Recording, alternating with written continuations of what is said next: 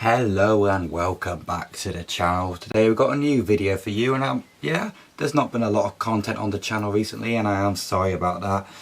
But probably a big reason for that is there's not been many concerts I've been at recently, and that is a big shame for me, and I am definitely not suffering withdrawal symptoms from not being at a concert for a while. Hello darkness, my old friend. So yeah, let's just get into today's video.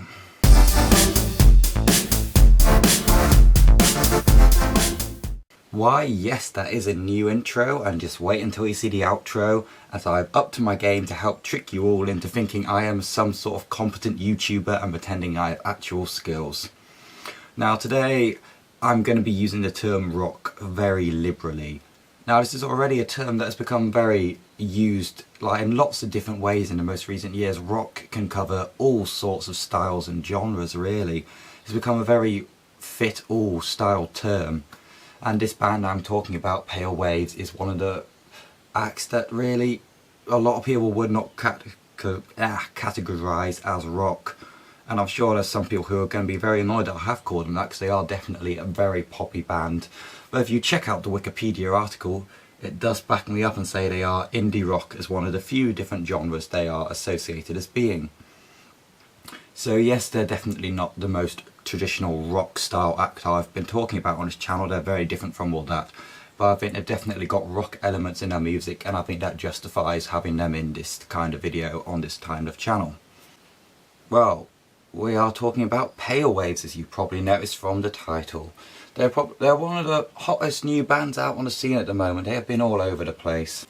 They are a great fun poppy indie rock band. Now yes, I would say they're indie rock, but they have very strong poppy influences. They've also got some electronic influences and definitely some synth 80s pop style influences. It's kind of a resurgence of 80s style music, which is really well exemplarized by them. Now they do only have one album out. This is very early days for this band, but that is the point of this kind of series on YouTube that I'm talking about. These are new bands that are up and coming. Yes, they've got one album and they've got a few EPs, but they've already got a load of great songs just from those, with some of my favourites being Heavenly and There's a Honey, which I really think help capture the essence of what this band is about, and that is good fun, electronic, poppy indie rock. This band has had a mad past year or two. They've been supporting 1975 and Muse, which are two massive bands to be associated at.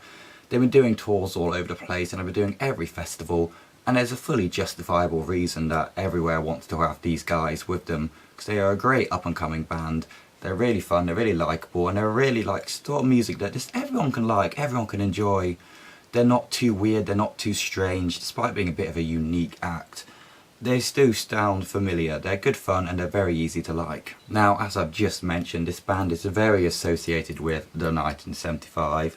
That's partly because they're on the same label as them, and they've also had some of their songs been produced by Matt Healy of the 1975.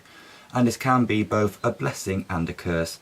Yes, it is great to have a band, especially of their size, an up-and-coming new band, to be associated with a big act like the 1975, which are one of the hottest bands in the world right now, I would argue. But as well as being associated with that, there's clearly a very big 1975 influence on their music. Besides the 1975, they've got a pretty unique sound, I would say. The only real similar act I can think of that sounds quite like them is the 1975. And there is a danger that they are going to become a bit too similar and just be a bit of a B-Tech version of the 1975. And yes, I guess that's not necessarily bad because of how good 1975 are. If you're just a discount version of them, that's not bad. But as a band, you don't want to be not bad, you want to be the best. And I do think this band hasn't quite developed their sound yet. They've been playing it very safe over the past couple of years. They're just trying to play it pretty generic and pretty good music. So it's going to be interesting to see what direction they take in the future, whether they continue to play down this very safe 1975 influenced route, or if they're going to take their sound and make it a bit more unique, a bit different, and a bit more standout. Personally, I think that is a bit like high risk, high reward tactic. It could work out very well for them, but could also go bad. I'm doing this video saying they're the next big thing in rock, well, pop rock really, but who knows for sure. Depending on how they take their future direction, it could go very badly. And it could go very well, so I guess we'll have to check this out in a few years and see whether this prediction is right or wrong. Now at the end of the day, despite being a fairly unique band, I would say, they aren't that revolutionary. They aren't something that's too brand new, they aren't something shocking.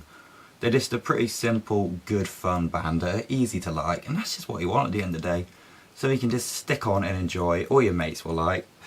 It's not everyone's cup of tea, but I don't feel they've got music that people will actively dislike, at the very, very least. I think they've developed a great sound already, they've got some great songs, so it's very interesting to see where they'll take this and where they're going to go. So they're definitely worth a check out if you haven't already. So yeah, that's today's episode of Next Big Thing in Pop Rock. I'm going to title this one, probably, just depending how I feel when I do the editing, etc. But if you've enjoyed this, if you're interested or whatever, leave a like, subscribe, comment if you want. Let me know what you think about Pale Waves, whether you think I'm right or wrong about it going to be one of the next big things. And as always, I'll see you in the next video.